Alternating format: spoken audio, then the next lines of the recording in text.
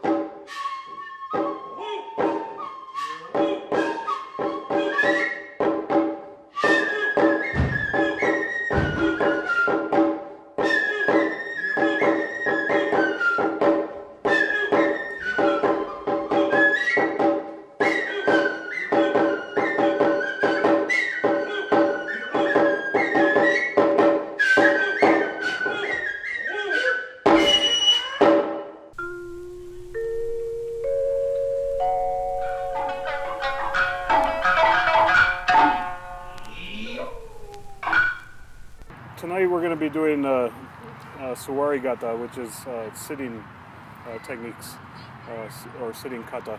But we're going to be starting from a specific kamae. So on Tuesday nights I'm beginning the study of something called kyuu kamae.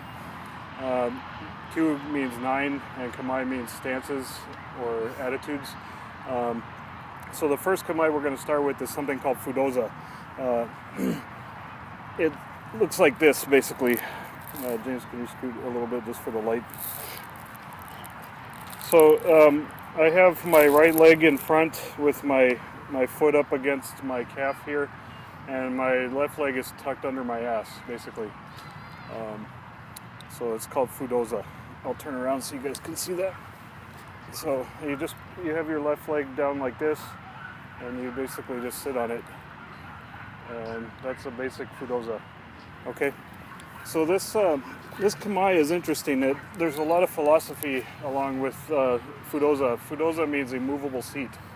And so it comes from Daruma, it comes from the Buddha. It has a lot of philosophy and metaphysics behind the kamae itself. Some of you may have seen, I made a whole video just on philosophy about fudoza. Tonight's not going to be as much philosophy, it's going to be more techniques. If it's hard for you to do for some reason, if you have an injury or you're not flexible, you can, some of the things we do tonight you can do from sitting in this cross-legged position. Some people have a hard time sitting in basic fudoza, so, but you should develop the flexibility to be able to do that.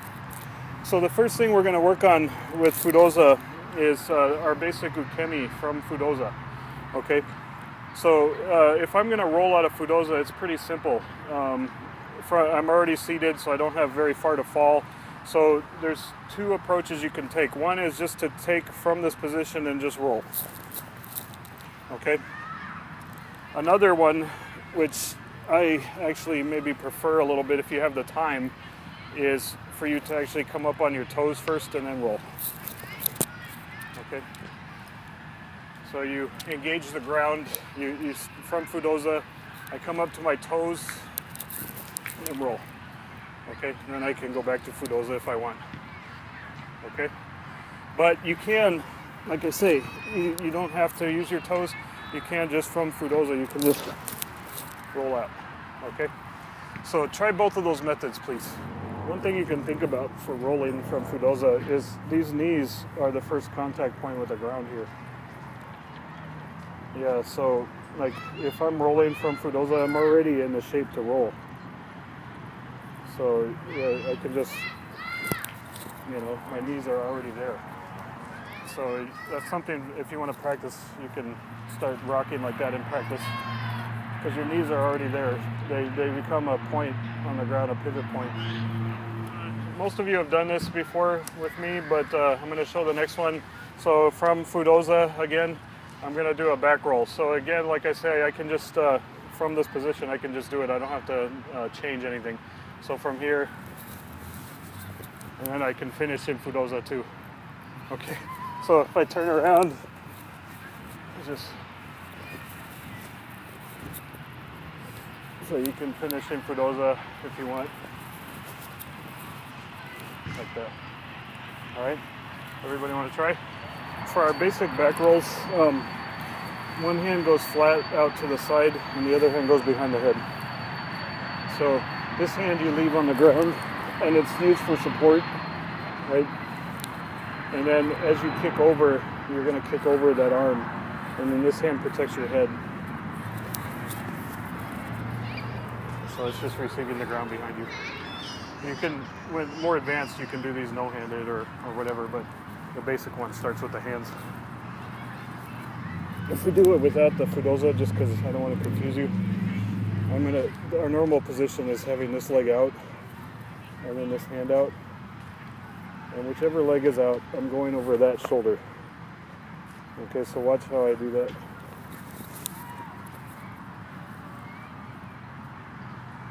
You went over the other shoulder. Well, keep that hand palm down. Yep. Yeah, you're going straight back. You went straight back, so it's hard on your neck. Go over your right shoulder.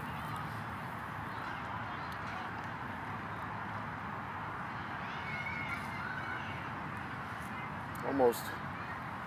Your body's probably used to doing them over the other shoulder. Yeah, it is. Yeah, I can tell. When you build up a habit like that, it's hard to break it, so it may take you a little while to break that habit. Try the other side, because you probably know that one.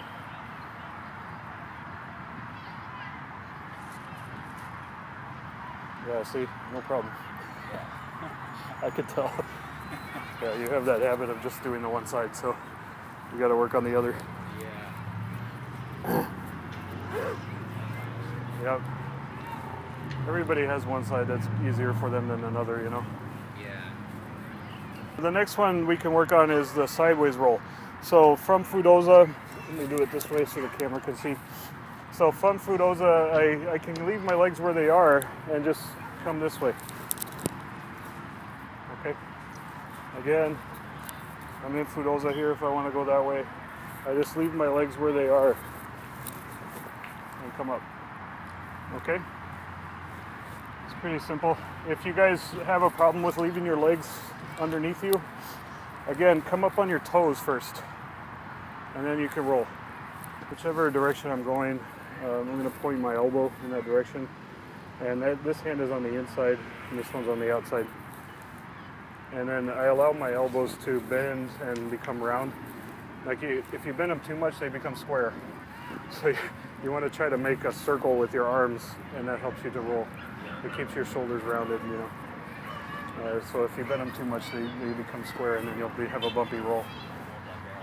Yeah, you hold it, and you also use these like shock absorbers. So sometimes you dive, roll, or leap, and when you do that, you have to absorb the ground, you know. So the next one would be like Zenpo Kairu Kaiten. Okay, so from fudoza here, I'm just going to place these hands in front of me and go over. Just like that, okay? Once again, I place the hands in front of me and come over. You can stand or you can go back into fudoza if you want. Again, if you're having trouble doing it straight out of the sitting position, you can come up on your toes first, if that helps you, because then you can leap into it. Okay. All right, go ahead and try. So the next one I'm not very good at, but I'll show it anyway. It's Koho Kairu Kaiten. So from this position, I'm gonna roll and kick up, okay? So from fudoza, I roll backwards, push off and kick up, okay? I'm not a real expert with this roll, so mine's a little awkward, but some of you are better than me at it, so you can hopefully do it better than I do. Any questions about it? I do them a little to one side because I had shoulder surgery a long time ago. You're really supposed to go straight back. So the next one is Oten. So from fudoza, this one works best if you do come up on your toes. Okay, so from here, I come to my toes and then spring out. Okay? So here, I come to my toes first and then spring out. Okay? Try it out, please.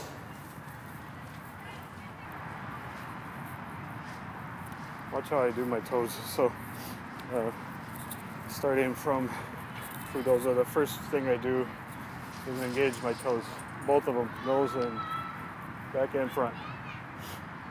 And then from here, it's pretty simple.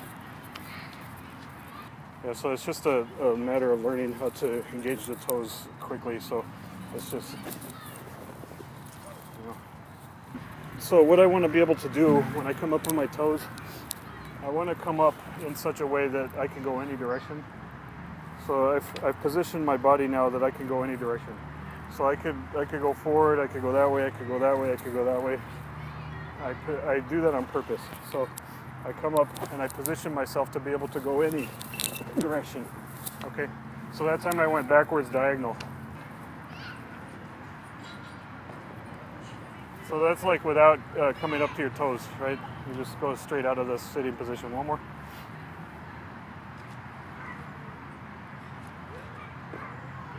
So yeah, if you got his skill, you can do that.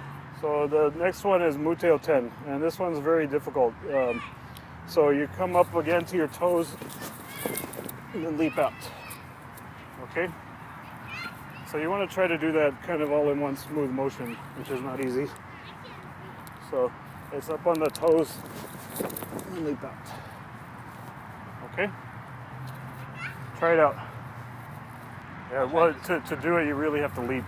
Like you get up on your toes and then leap up.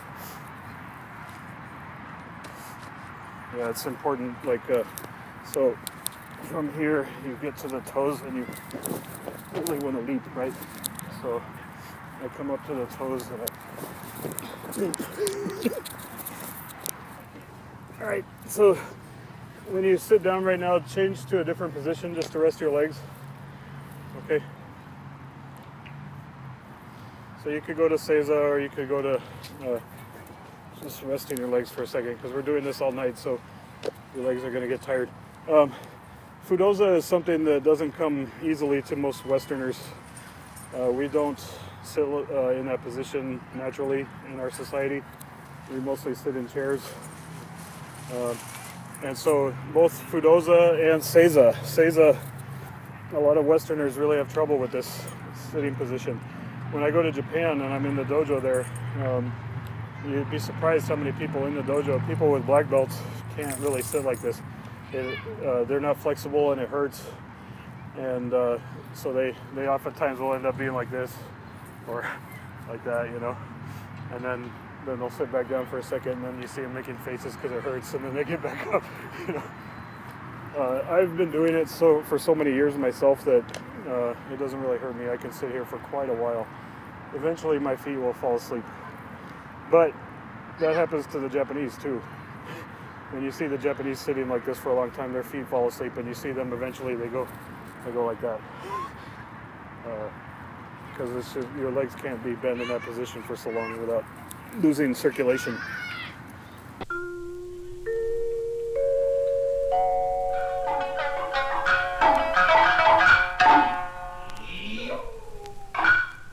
So he's starting in seiza and I'm started in fudoza here, okay?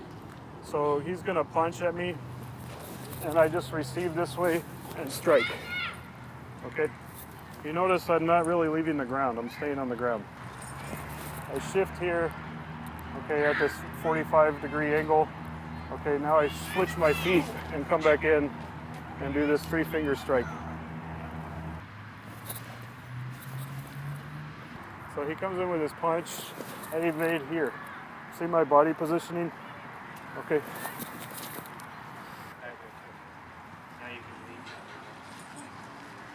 There you go. Yeah, this is a weird fist. It's meant for driving into soft targets, you know. So it's a little, you kind of bring the fingers together like that. And then you can use it for striking too. You know. Sometimes it's also with the thumb, it's used for grabbing stuff. Wow. So it'll hook in and like you'll hook into the throat there and then grab. Yeah. Sorry. I just I had a demo on you just because that's the only way you know how it works, you know. Yeah. But you usually with this you're going for soft targets like around the throat or in the body, you know, something soft, sometimes even low. Wow. Yeah. That's, But it's good to keep the fingers all supported together, you know.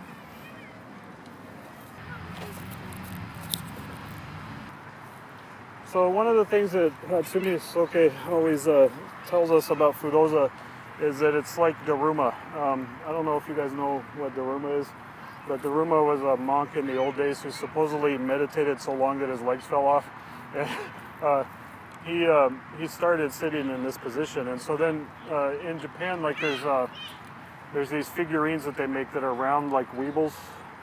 Some of you might be too young to know what weebles are, but weebles are these toys that they're heavy on the bottom, and when you knock them over, they just won't fall over. So from fudoza, you want to have that feeling. Okay, so you have this feeling of rocking, of being able to move without falling over. Okay, and he always tells us when we're evading from fudoza to be like Daruma. Okay, so that's the kind of the concept he has in mind with that. So when I'm evading, like if I'm evading back to my right, the first part of the evasion is to move this knee and then sit on my ass, okay? So I kind of move this knee and sit on my ass so that I can bring that foot up, okay? If I'm going to the other side, I'm gonna wobble over onto that side, same way, okay?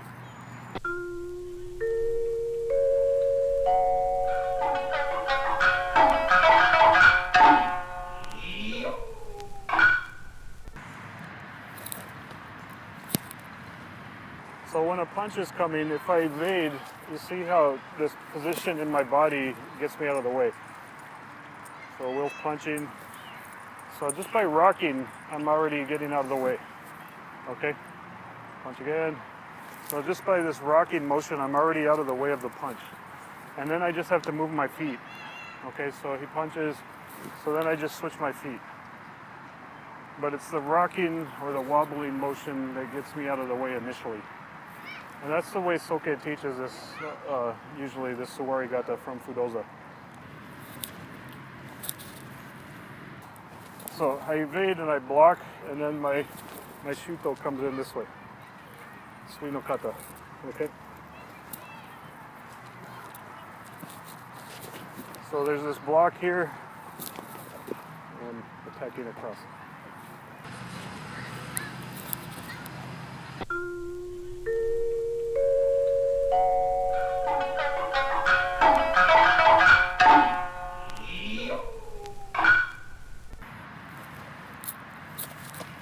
And he's gonna strike. I'm back out of the way. Now I'm doing an urashuto, okay? Urashuto is kano kata. Whichever. So I'm back out of the way here with my block, and then I'm gonna switch my feet to deliver this urashuto. You see the way he's taking that, it's very painful, right? And it's a strong strike. And the reason it's strong is not from my muscle, it's from my structure. The structure of this stance is what makes it strong. Okay? So you guys want to learn to deliver it with good kamae. So you switch this knee here, and then you block. But remember the evasion starts in a rocking motion. So I rock and I switch this knee, and then I block. If you're punching fast at me, like if you punch really fast at me, you know, if I just rock, I'm already out of the way. You know? You know what I mean? So that time I didn't even have to go back because I just rocked to get out of the way. And that's the way Soke does it a lot. Like he'll just shift onto his ass like this, you know, and that way he can kick and do things like that. We're gonna be doing more of that later, but right now we're trying to do these kata, which are more formal.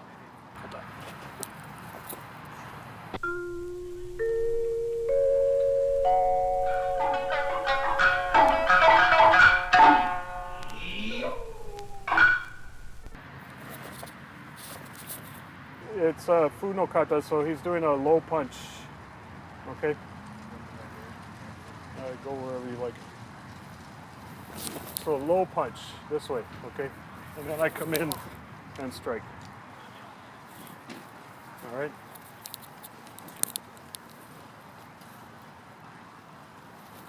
Low punch, I do my gate on uke here, okay? And then I switch sides and strike.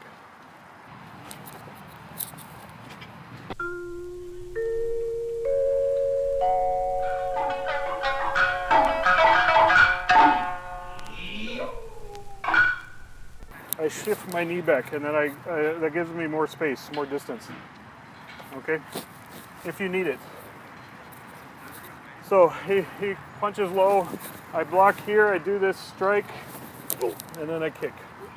Kyuu no kata.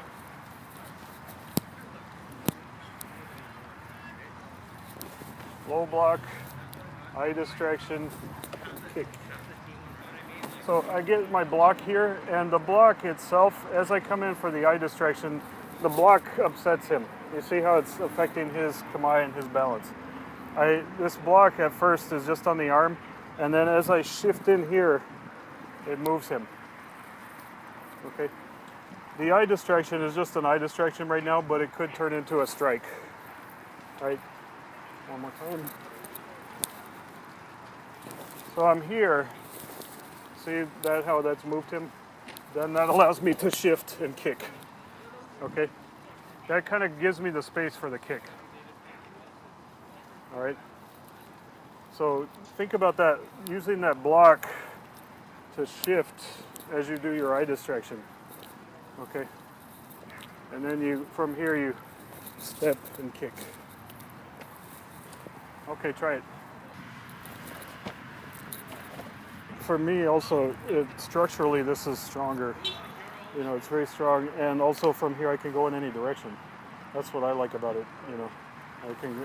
I feel able to go any direction from this position, right?